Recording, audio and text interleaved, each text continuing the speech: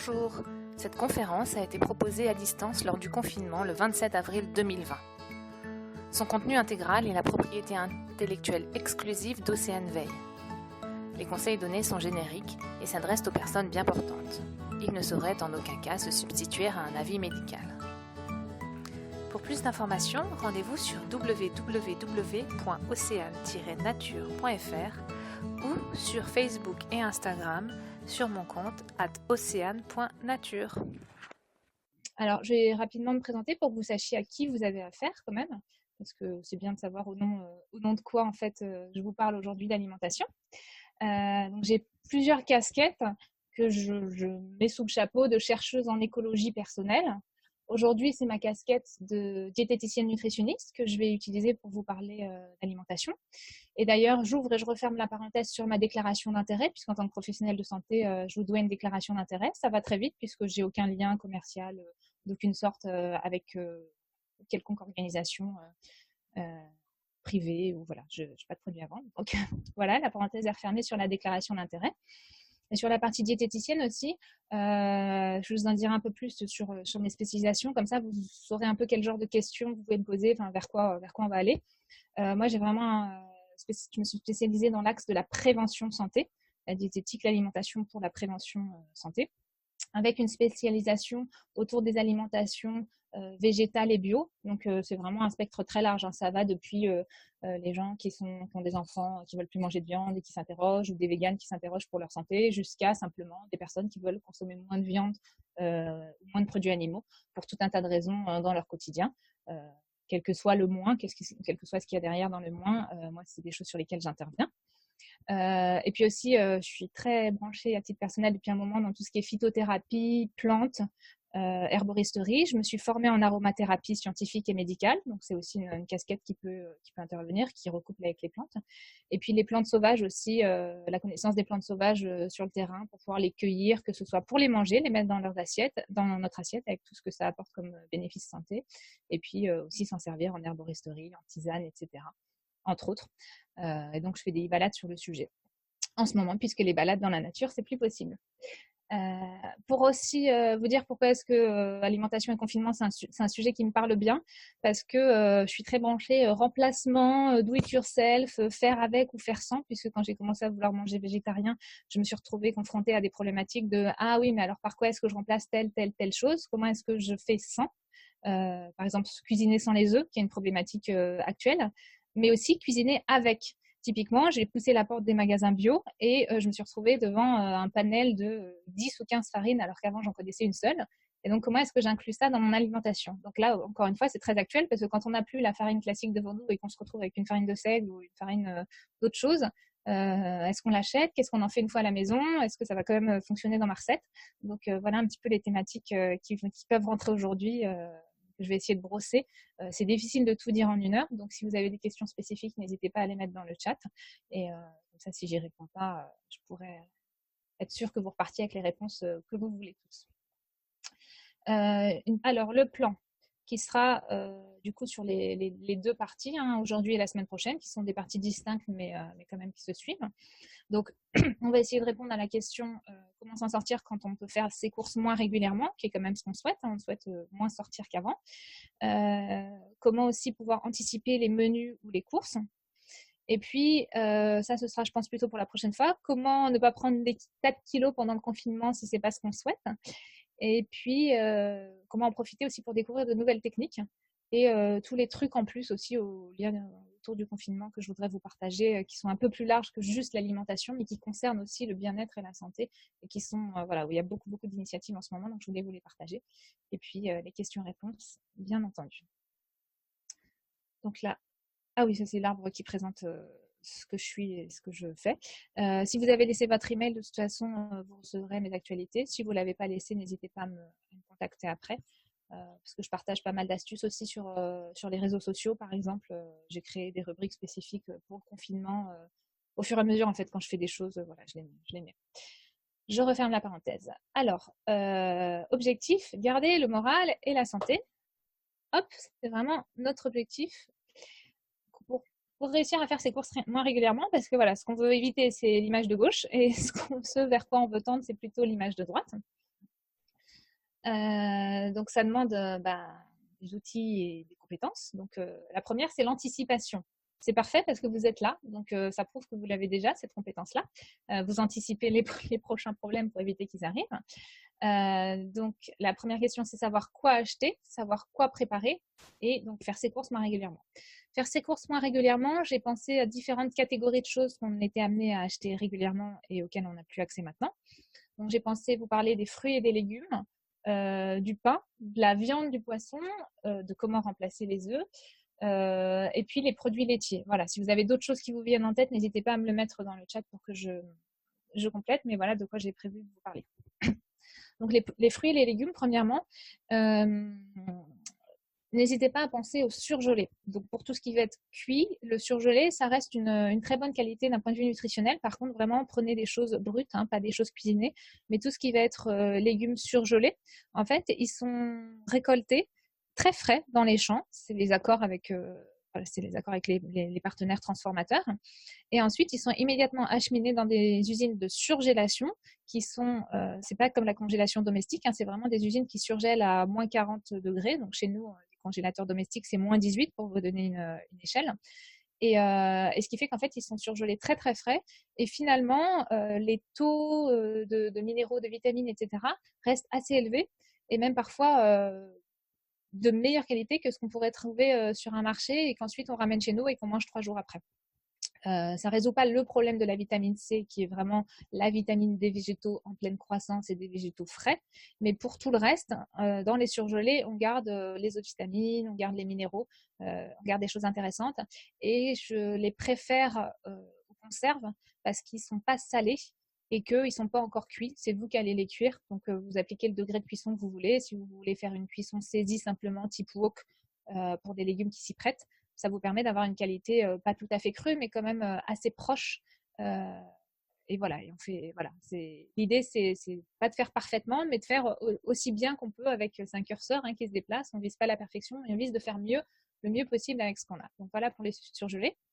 Pensez également, la fois où vous sortez faire vos courses et que vous revenez avec des fruits et des légumes frais, pensez à tout utiliser. Ça veut dire notamment utiliser les épluchures. Faire 2 repas en un en fait.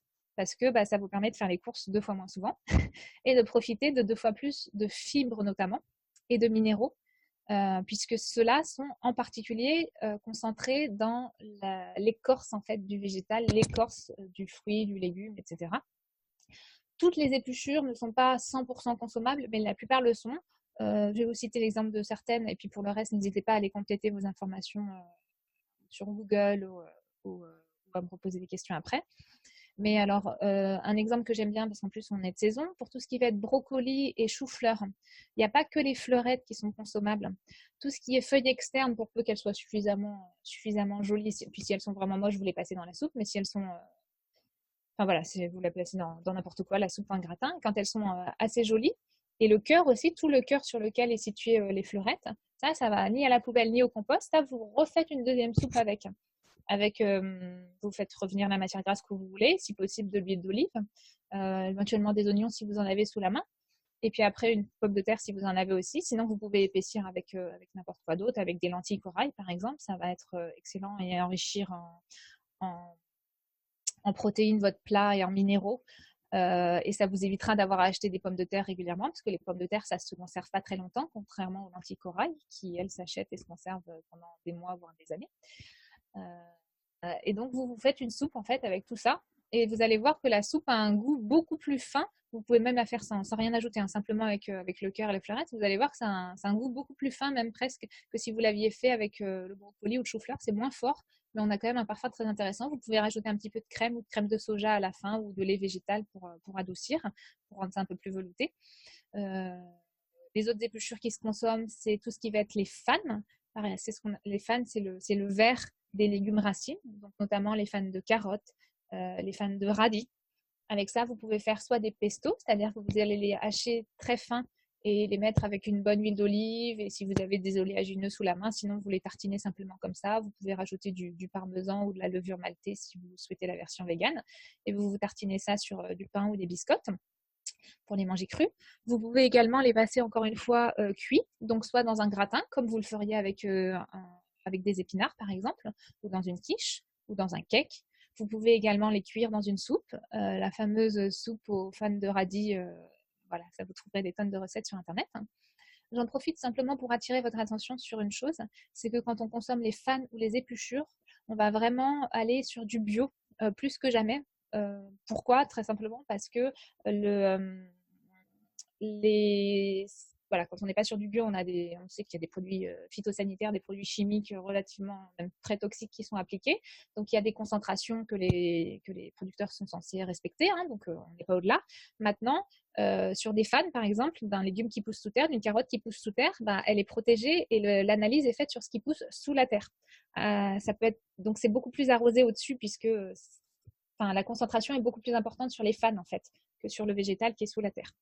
Voilà, c'est pareil, la carotte, l'épluchez pas. Si elle est bio, vous pouvez la manger avec ses épluchures. Si ça vous plaît pas par rapport au goût, bah, vous l'épluchez quand même et vous gardez l'épluchure, par exemple, pour mettre dans des quiches. Ou alors, vous pouvez en faire des chips aussi. Vous la faites simplement sécher au four, soit directement sans matière grasse à basse température pour vous faire quelque chose d'un peu light. Soit vous mettez un petit peu, par exemple, d'une bonne huile d'olive ou d'une huile qui résiste à la cuisson.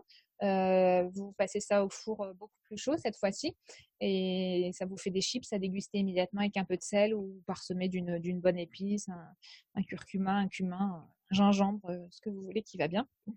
Donc voilà pour la partie épluchure.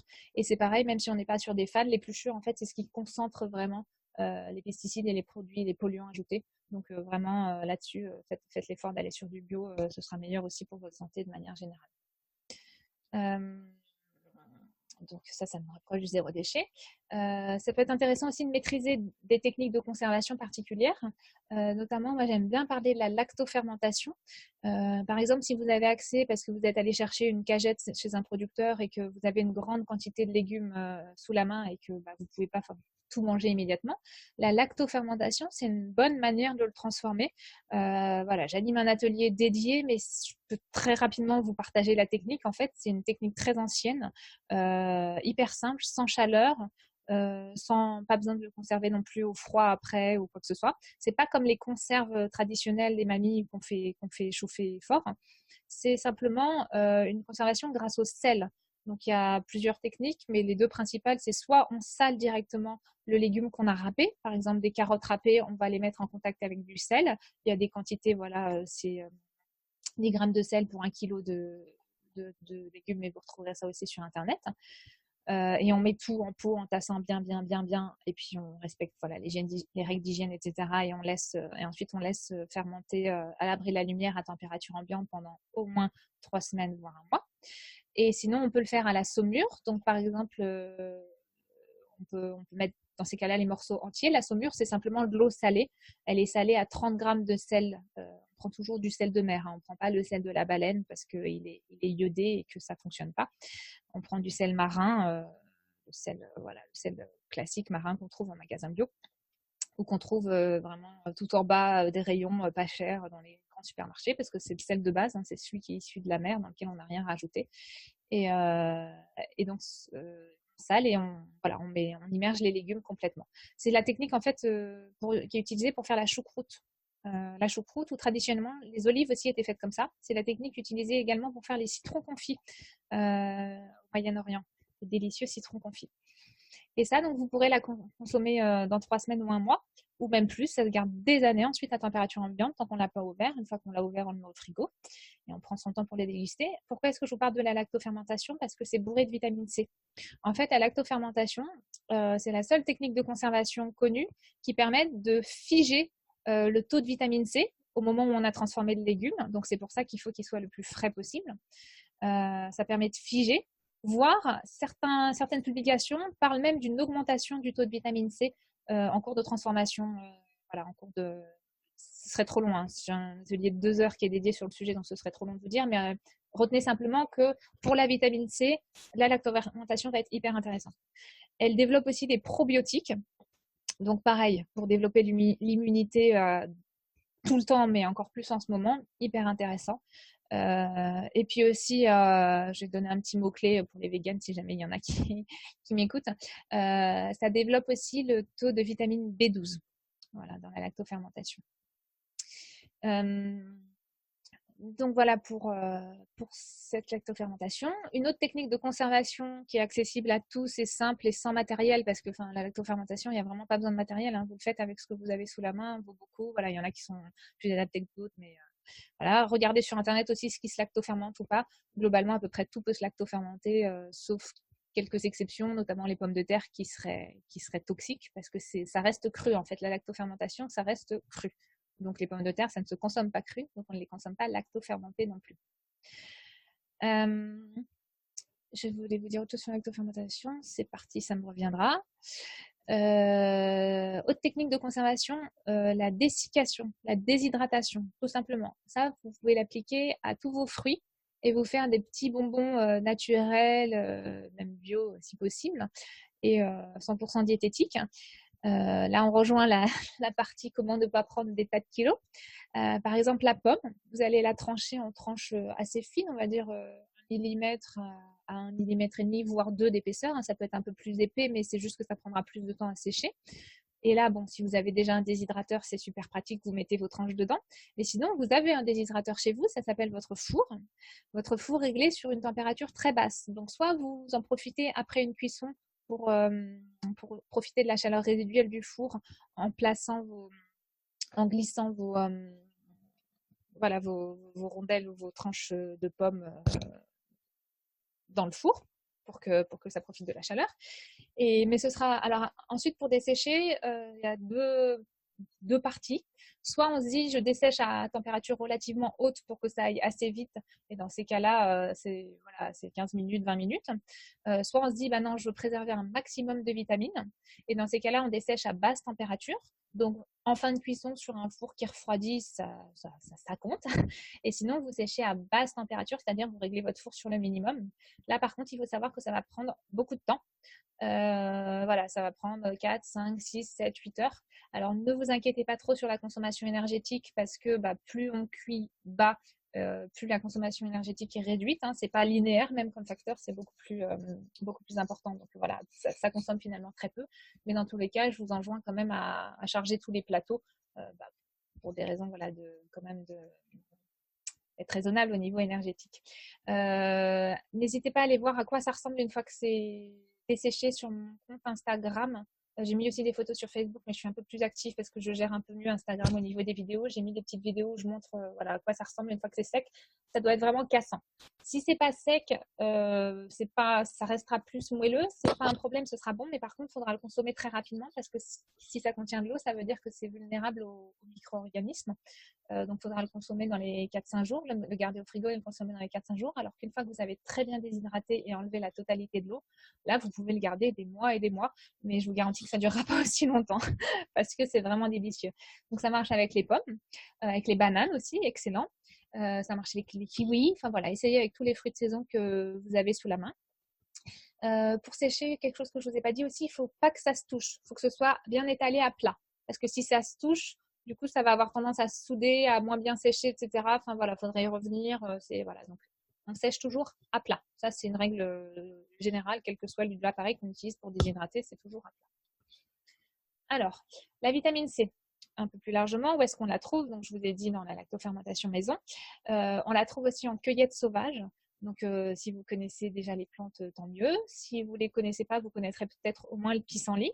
Ne cueillez que ce dont vous êtes sûr. Hein. Si vous n'êtes pas sûr, vous ne vous amusez pas à manger n'importe quoi parce que voilà, c'est comme pour tout. Hein, vous ne mangeriez pas non plus n'importe quoi, même si ça vient du marché. Quand il y a une feuille flétrie, vous ne la mettez pas dans votre assiette, ou une feuille marron ou une limace. Bon, c'est un peu pareil pour la cueillette sauvage. Donc, si vous avez envie, évidemment, je serais ravie de vous accueillir sur une e-balade botanique que je fais en ce moment. Mais sinon, donc voilà, si vous connaissez le pissenlit, tout se mange sur le pissenlit. Vous pouvez manger la feuille, vous pouvez manger la fleur, vous pouvez manger les boutons floraux, les faire comme des capres au vinaigre pour l'apéritif. C'est prêt sous une semaine, ça prend 3 secondes, vous faites bouillir votre vinaigre, vous le mettez sur vos petits boutons floraux récoltés, bien nettoyés, et puis hop, en bocal. Et dans une dizaine de jours, vous pourrez les servir à l'apéro et par exemple les rajouter dans votre pesto de fan du début ou dans une petite tartinade d'algues. Pardon, je m'égare. C'est délicieux là-dedans.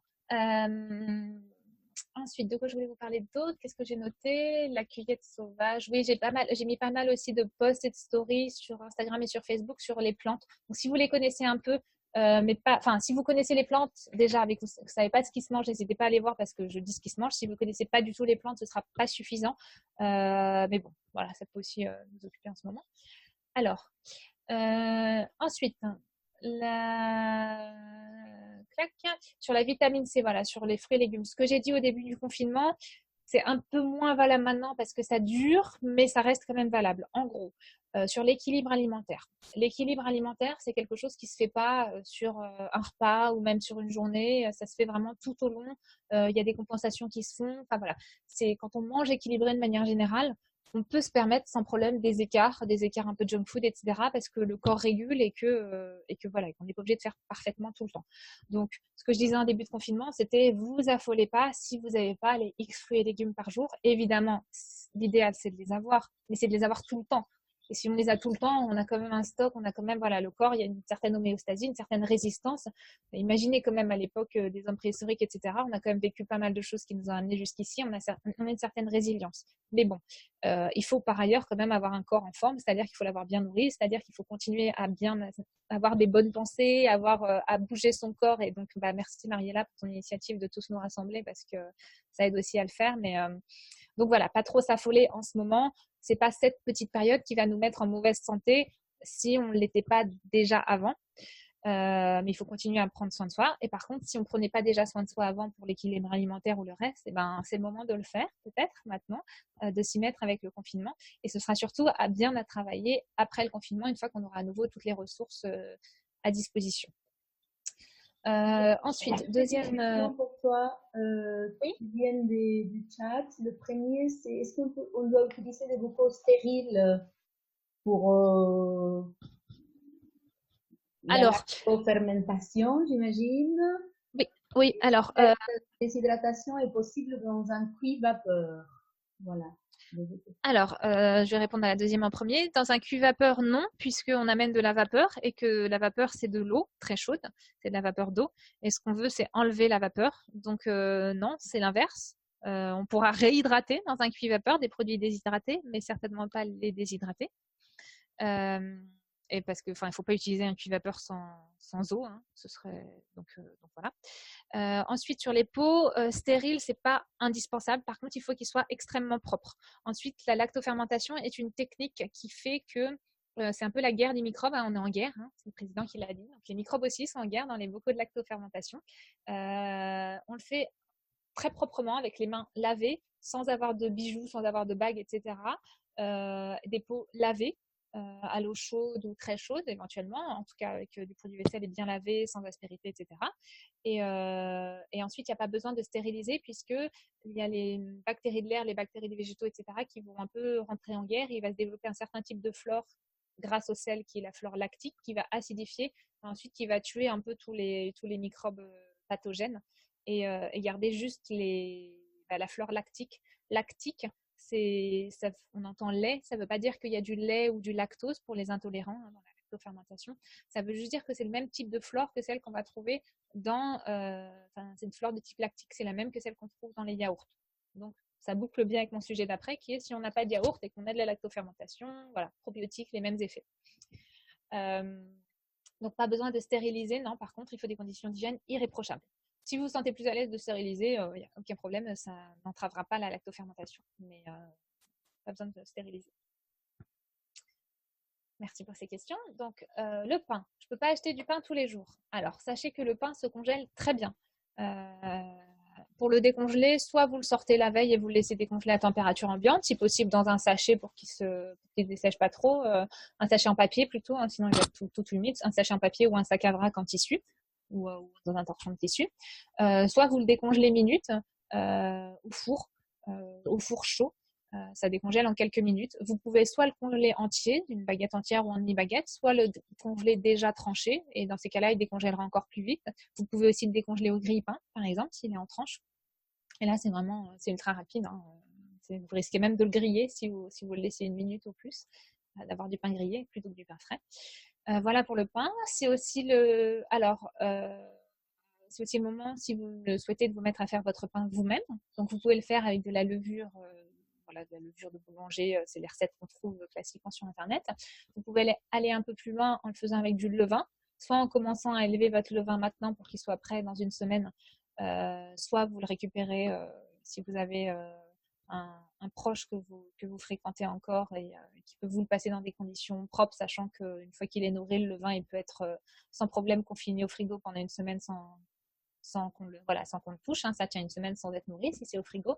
Et après, votre levain il vous permettra d'être vraiment autonome pour vos pains. Vous n'aurez besoin que de farine et d'eau. Et d'un peu de sel pour faire vos pains suivants. En fait, vous n'aurez besoin d'absolument rien d'autre, contrairement au pain à la levure de boulanger qui implique d'acheter de la levure tout le temps. Et voilà, j'ai aussi beaucoup vu passer sur les réseaux sociaux du manque de levure en ce moment. Il suffit juste de connaître un peu. Je ne vais pas faire un détail là sur le pain au levain. Je ne sais pas si ça intéresse en particulier. Si j'ai des questions dans le chat, je reviens un petit peu sur le pain au levain, mais sinon, je vais passer au point suivant puisque je vois l'heure qui tourne et qu'il y a beaucoup de choses à dire. Sur la partie viande poisson, alors je peux moins aller chez mon boucher, chez mon poissonnier, je peux moins en acheter.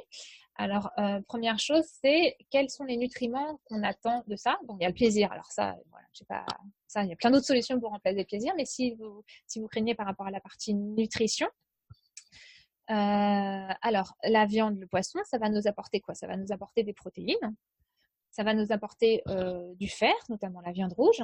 Ça va nous apporter de la vitamine B12, qui est une vitamine bien connue des véganes, puisque si vous êtes réellement végane ou végétarien vraiment, je suis pas du tout branchée complément alimentaire, je suis pas du tout branchée médication à outrance, mais si vous êtes dans ces cas-là, il faut absolument vous complémenter en vitamine B12. Je referme la parenthèse, donc il y en a dans la viande. Et puis le poisson également va nous apporter des bons acides gras qu'on dit oméga 3, si on le choisit bien et qu'il n'est pas trop pollué au PCB, au mercure ou au microplastique. Donc, comment trouver ces nutriments ailleurs? Les protéines, il faut savoir qu'elles sont, il y a un mythe qui dit qu'on les trouve que dans la viande et qu'il faut manger de la viande pour avoir des muscles. Globalement, les protéines, quand on analyse la composition nutritionnelle, vous pouvez le faire vous-même en allant sur la table publique de l'ANSES, de l'Agence nationale de la sécurité sanitaire et de l'environnement. Cette table s'appelle CIQUAL, CIQUAL. Elle a été refondue là il y a quelques années. Elle est très très bien faite même pour le grand public. Vous tapez n'importe quel aliment, le nom de votre aliment, il va vous donner toute la composition nutritionnelle au 100 grammes. Donc, et vous pouvez même chercher par nutriments. Donc, si vous cherchez les protéines, vous verrez que des protéines, il y en a partout. Alors, les champions de toute catégorie pour les protéines, ce sont les légumineuses, des légumes secs. C'est-à-dire les lentilles de toutes les couleurs, qu'elles soient vertes, brunes ou corail, comme je disais tout à l'heure, les pois chiches, tous les haricots aussi, donc les haricots secs, c'est ce qu'on appelle légumes secs aussi, les légumineuses. Donc les haricots secs de toutes les couleurs, que ce soit des mogettes de Vendée, qui soient blancs, rouges, qu'on les appelle azuki, ou que ce soit des flageolets. Voilà, tous ces haricots-là sont hyper riches en protéines. Le fer, effectivement, est particulièrement concentré et représenté dans la viande. Donc, pour compenser ça, on va essayer d'avoir une meilleure absorption. Une bonne manière d'absorber le fer, c'est de le consommer en même temps que de la vitamine C. Donc, la vitamine C, vous l'avez soit dans un légume ultra frais, vous pouvez vous mettre une feuille de pissenlit. Vous en avez sinon dans la lactofermentation. Et la vitamine C est surreprésentée dans certains végétaux, notamment les choux. Voilà, ça je vous le dis parce que c'est moins connu. Mais évidemment, tout ce qui va être agrumes et kiwi, ça marche aussi. Donc, tout simplement, vous pouvez vous mettre à faire une petite vinaigrette au citron, par exemple, sur une salade de lentilles. Et ça vous permettra de bien mieux assimiler le fer. Par contre, un ennemi, entre guillemets, de l'assimilation du fer, je ne vais pas rentrer dans les détails de pourquoi, mais voilà. Mais au niveau du métabolisme, si on consomme du calcium en même temps que le fer, il y a une compétition et du coup, il est moins bien absorbé. Donc, si vous êtes déjà en manque de fer, vous allez éviter de consommer des produits riches en calcium au même repas. Vous allez les écarter du repas. Voilà. Pour pas qu'il y ait de compétition au moment de l'absorption intestinale. Et puis, la vitamine B12, voilà, je vous l'ai dit, elle se trouve, si vous consommer d'un seul coup plus du tout de produits animaux, vous risquez une carence. Donc la carence, elle est longue à s'installer. C'est pas de l'ordre d'une ou 2 semaines. C'est vraiment plusieurs mois qu'elle s'installe. Par contre, elle est extrêmement grave. C'est des problèmes neurologiques irréversibles. Donc voilà, on joue pas avec la B12 quand on veut devenir végé ou qu'on veut arrêter les produits animaux. Donc, ma conclusion, c'est que c'est pas indispensable la viande et le poisson, et surtout pas dans les quantités actuelles. Je fais référence notamment au congrès NACRE, qui est un congrès des scientifiques de l'INRA qui travaillent spécialement sur le cancer et qui convoque annuellement voilà, les professions de santé et de la nutrition pour voilà, les tenir au courant de l'état d'avancée des connaissances. Et donc, il y a quelques années, on a été convoqués. Ils nous ont présenté les conclusions sur la viande. Je ne sais pas si vous en avez entendu parler à la radio. On en a entendu parler très vite et puis très vite plus beaucoup. Mais c'est quand même toujours vrai, à savoir que la viande rouge est promotrice en grande quantité d'un certain type de cancer, les charcuteries également. Ça a mené très lentement, mais ça a enfin amené quand même à faire évoluer les recommandations grand public, notamment le fameux PNNS, Programme National Nutrition Santé. Ça aussi, hein, vous pouvez, vous n'êtes pas obligé de me croire sur parole, n'hésitez pas à retourner voir les références. Mais donc, le nouveau PNNS, en fait, c'est celui qui nous dit 5 fruits et légumes par jour. Vous voyez, c'est ces choses-là qu'on a en tête, ça vient du PNNS. Et donc, il a été changé là, enfin, en début d'année, sur les recommandations de l'année dernière, sur les recommandations du Haut Conseil de la Santé publique, qui étaient déjà parues depuis février 2017. Donc, il était temps de les mettre en application pour le grand public. Et là, donc, on dit notamment, attention, la charcuterie, pas plus de 150 grammes par semaine. Ça, c'est la dose pour un adulte. Qu'est-ce que c'est 150 grammes par semaine? Par exemple, pour du jambon blanc, ça veut dire 3 tranches. Pas plus de 3 tranches si votre seule charcuterie que vous consommez, c'est le jambon blanc. Pas plus de 3 tranches par semaine si vous êtes un adulte.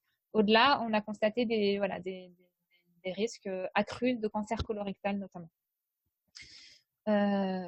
Donc voilà, si vous êtes amené à consommer moins de viande, c'est pas un problème, il vaut mieux la consommer mieux. Alors la portion de viande ou de poisson qui est recommandée par jour si vous en consommez quotidiennement parce que c'est ce que vous souhaitez. J'aime bien cette portion parce qu'elle est valable pour toute la famille. C'est la taille de la paume de la main. Ça, c'est une portion de protéines animales dans l'assiette et c'est une seule fois par jour. Donc, votre steak ou votre filet de poisson, il fait cette taille-là si vous êtes un adulte. Et puis, si vous avez des enfants, vous prenez la paume de leur main et vous mettez la taille de la paume de leur main aussi. Et ça vous donne une référence pour la journée. Voilà. Ça, c'est vraiment un maximum à ne pas dépasser dans la journée. Sachant que l'excès de protéines aussi crée énormément de problèmes. Et voilà, c'est un mythe, l'histoire des protéines. Je vous l'ai dit, elles se retrouvent partout. Et aujourd'hui, l'Occident souffre plutôt de l'excès de protéines. Et encore plus chez les enfants.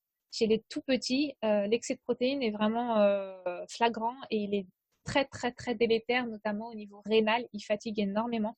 Donc voilà, soyez vigilants là-dessus sur les quantités de protéines ingérées par nos petits loups dans la journée. Claque sur les légumes secs. Pour revenir sur les légumes secs, je vous invite vraiment à les amener beaucoup plus au menu, notamment pour remplacer la viande, etc. Ils amènent aussi des protéines, mais pas dans les mêmes proportions. Et puis surtout, pas avec d'autres cofacteurs qui sont problématiques, comme sur les charcuteries ou sur la viande rouge. Ceux-là, vous pouvez sans problème les consommer en conserve, si c'est plus simple pour vous. Faut juste savoir qu'au niveau de la conserve, ça va être salé la plupart du temps. Donc, tenez compte de la quantité de sel et puis rincez-les bien. Mais par contre, au niveau nutritionnel, autant sur les fruits et légumes, les conserves, enfin sur les légumes, pardon, c'est les conserves, c'est vraiment pas l'idéal. Autant sur les légumes secs, on a un profil tout à fait acceptable en conserve, au sel près, bien entendu. Mais donc, vous pouvez les consommer en conserve. Si ça vous simplifie le quotidien, il n'y a aucun problème. Sinon, je vais vous donner ma manière de les préparer qui va aussi vous simplifier le quotidien et qui va faire que vous allez certainement les inviter plus souvent au menu. C'est de les faire tremper.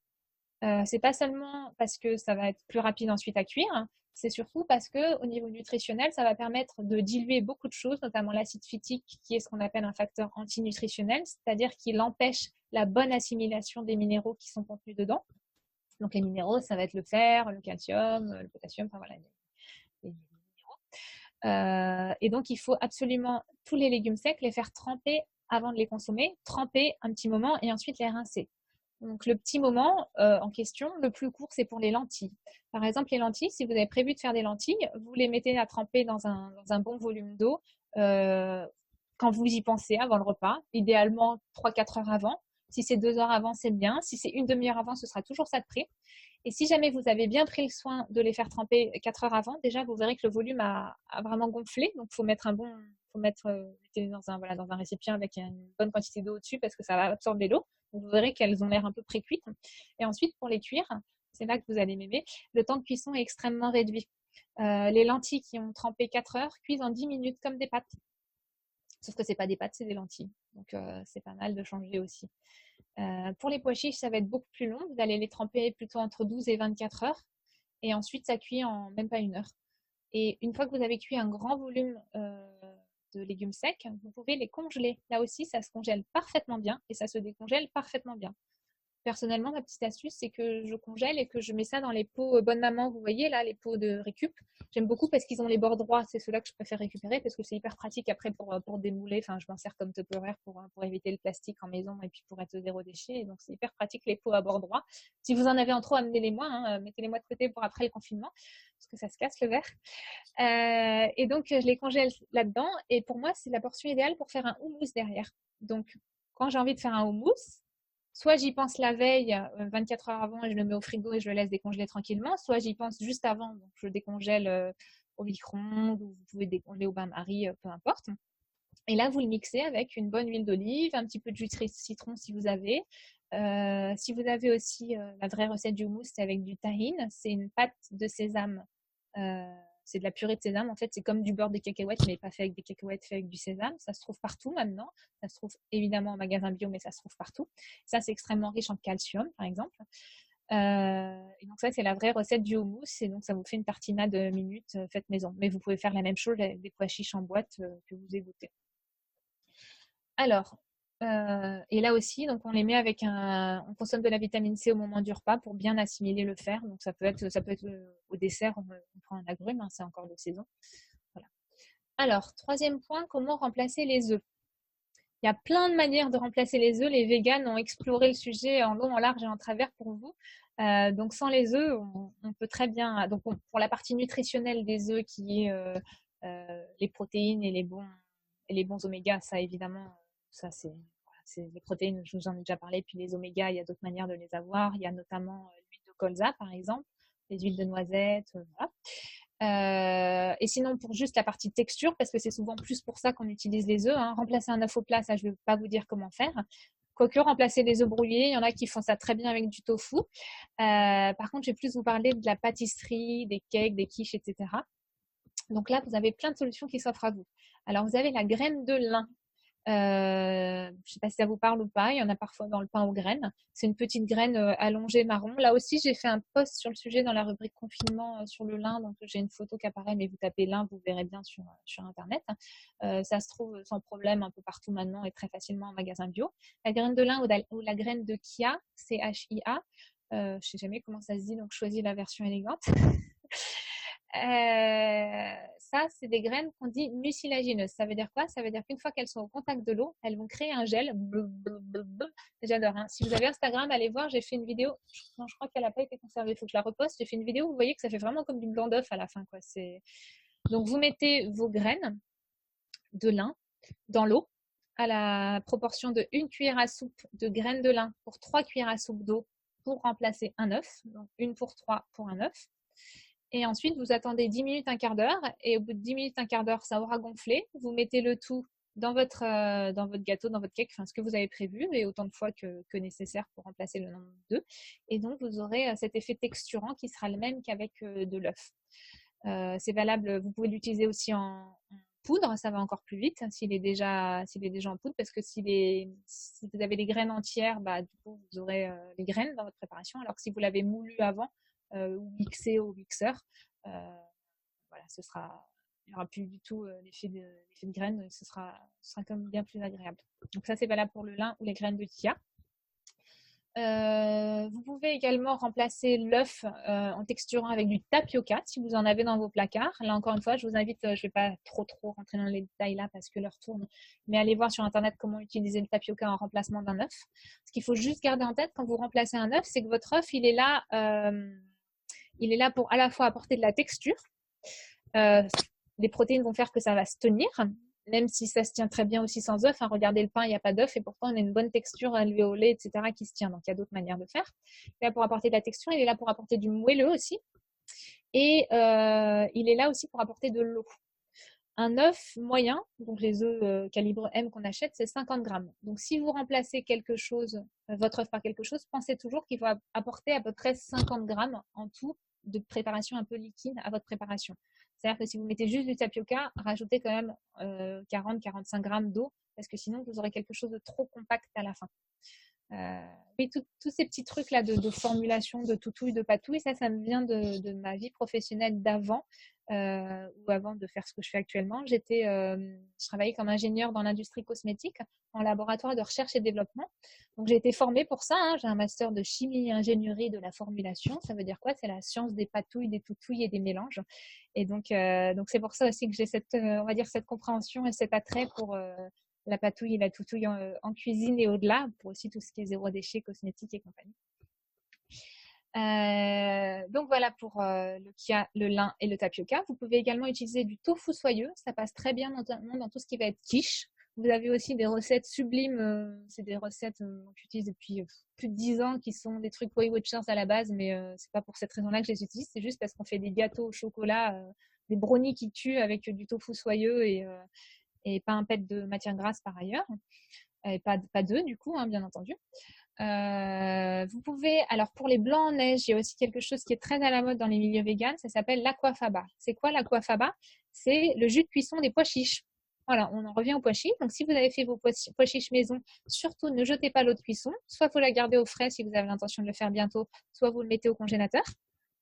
Et ça se bat en fait avec un batteur et vous le montez en neige comme des blancs d'œufs. Donc vous pouvez faire des meringues, vous pouvez faire tout comme si vous aviez des blancs d'œufs. En fait, pareil, regardez sur internet la toile ou contactez-moi après, hein, il n'y a pas de souci. Mais voilà, la toile regurgitée pour Aquafaba. Ensuite, pour tout ce qui va être recettes sucrées, les gâteaux, les cookies, etc., vous pouvez sans problème remplacer votre œuf par un fruit écrasé. Donc, soit une compote de fruits, j'appelle ça je préfère que vous alliez plutôt vers des purées de fruits, parce que l'appellation purée, ça fait référence à des fruits cuits et réduits en compote, mais sans sucre ajouté. Alors que dès qu'il y a l'appellation compote, ça veut dire qu'il y a des sucres ajoutés, même dans une compote allégée. Déjà en sucre, ça veut juste dire qu'il y a moins de sucre. Donc, allez vers de la purée de fruits, entre guillemets, ça s'achète en boucau ou alors vous la faites maison, hein, si vous avez des pommes et le temps.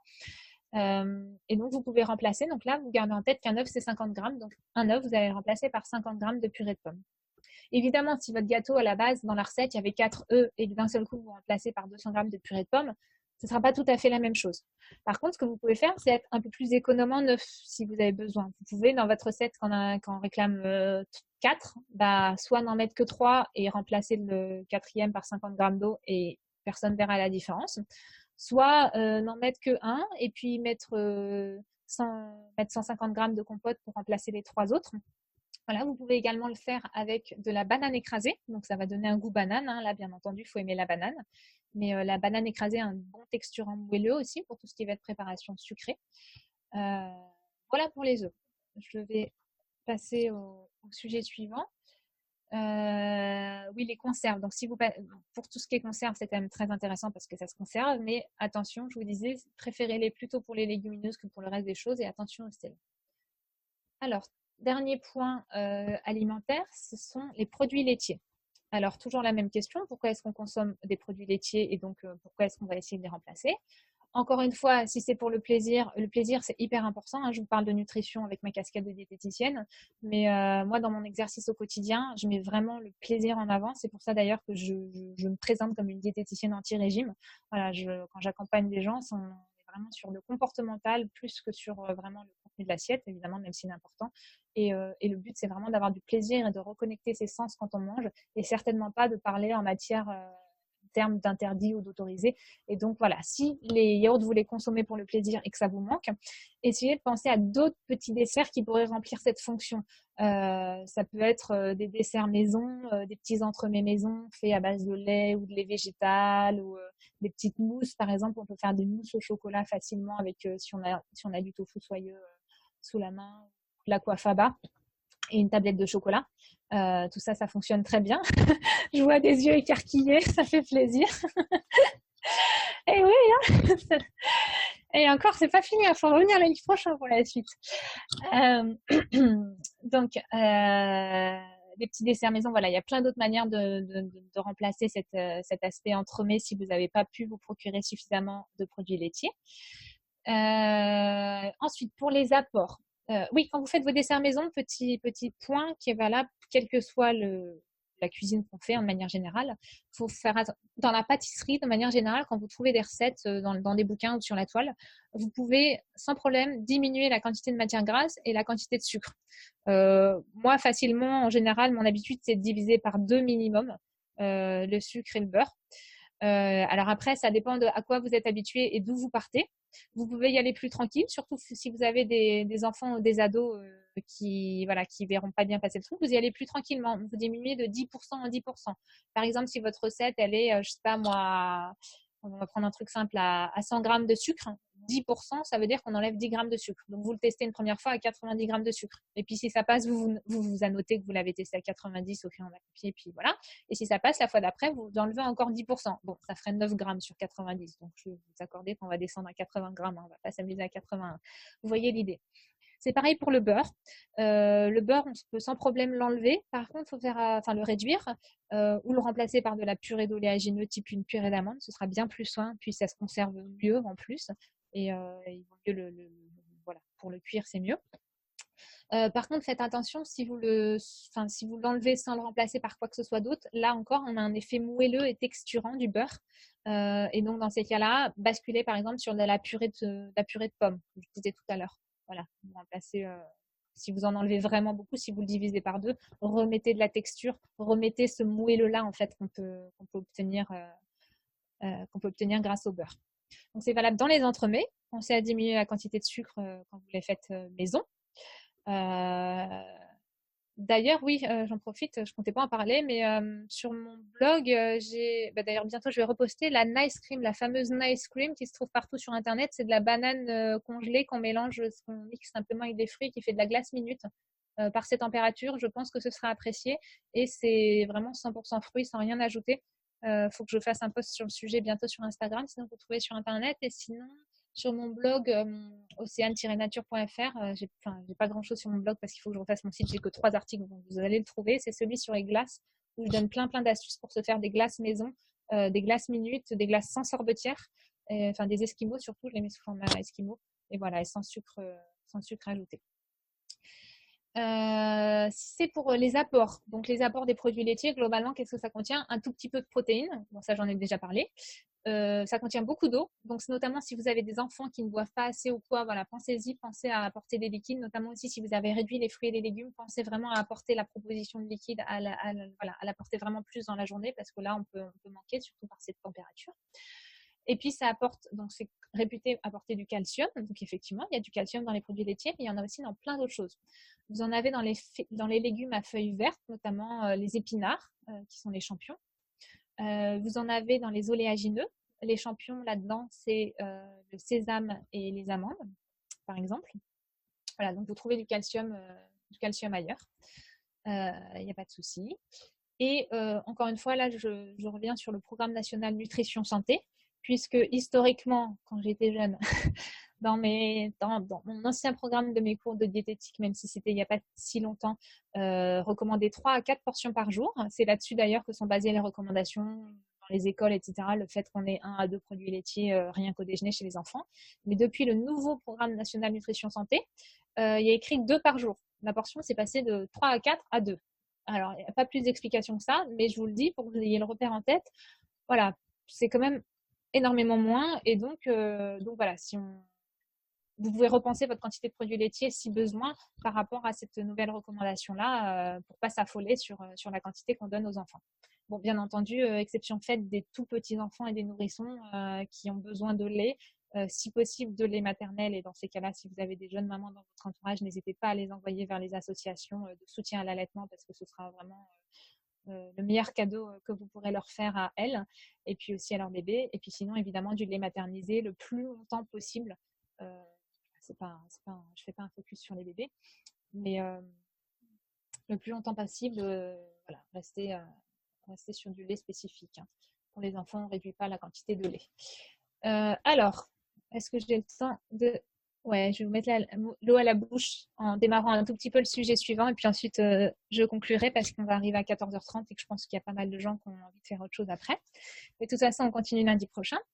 Donc, le chapitre suivant, c'est la planification des menus. Puis comme ça, vous aurez le temps d'y réfléchir d'ici la semaine prochaine. Et puis, on pourrait échanger sur le sujet. La planification des menus, donc la procédure que je vous propose. Ah, j'arrive pas à descendre sur mes notes, pardon. J'ai mon mind map juste derrière avec tout ce que je veux vous dire, donc je décale un peu l'écran. Premièrement, vous faites l'inventaire, c'est-à-dire que vous sortez tout ce que vous avez dans vos placards et voilà, pour que l'inventaire soit vraiment exhaustif et vous regardez. Vous regardez dans un premier temps si ça vous inspire des recettes classiques de votre répertoire, des choses que vous savez déjà faire. Ça peut être des lasagnes. Bon, bah, quelle déclinaison de lasagne est-ce que je peux faire? Ça peut être des risottos. Si dans ma famille, on aime bien les risottos et que c'est facile pour moi, quelle déclinaison est-ce que je peux faire avec ce que j'ai sous la main?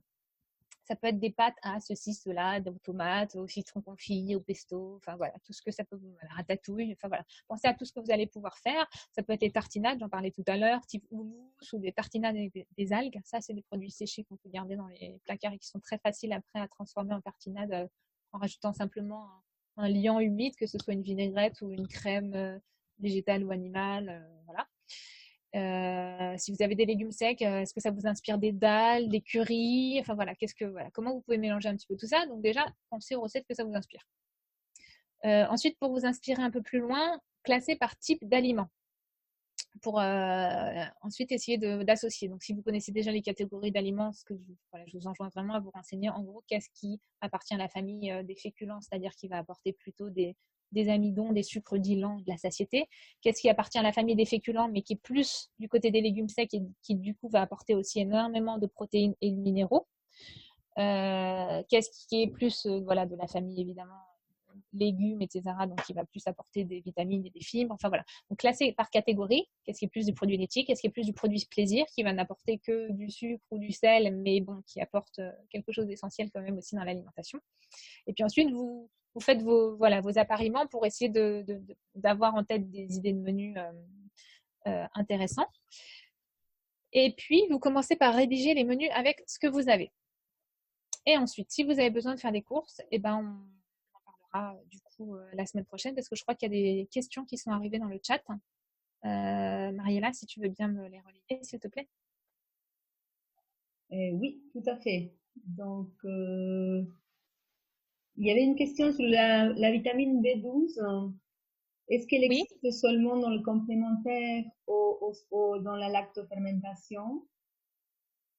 Ça, c'était une question. Oui, la vitamine B12. La vitamine B12, vraiment, si on tend à devenir vegan ou même végé, il faut se complémenter parce qu'elle se trouve que dans les produits animaux. En fait, elle est synthétisée par les bactéries qui sont dans le côlon.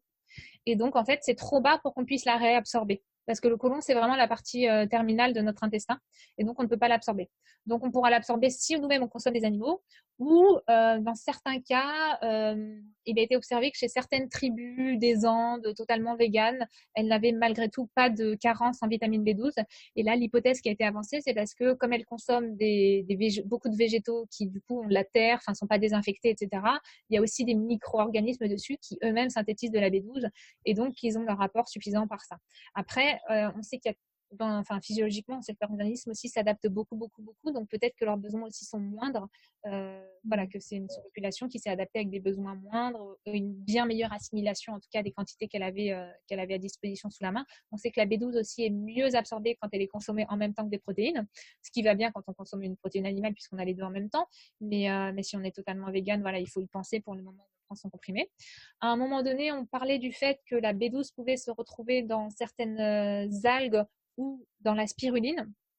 Attention, et des papiers plus récents ont fait état du fait que c'était un analogue de la vitamine B12 et que ça donnait l'impression quand on faisait des tests sur la vitamine, les contenus sanguins de vitamine B12 qu'on en avait assez, mais qu'en fait elle ne jouait pas la même fonction que la vitamine B12. Et donc c'était un faux substitut de B12. Donc, dans l'état actuel des connaissances scientifiques, moi telles que je les ai recueillies, complémentation obligatoire en B12 si on ne consomme pas de produits animaux.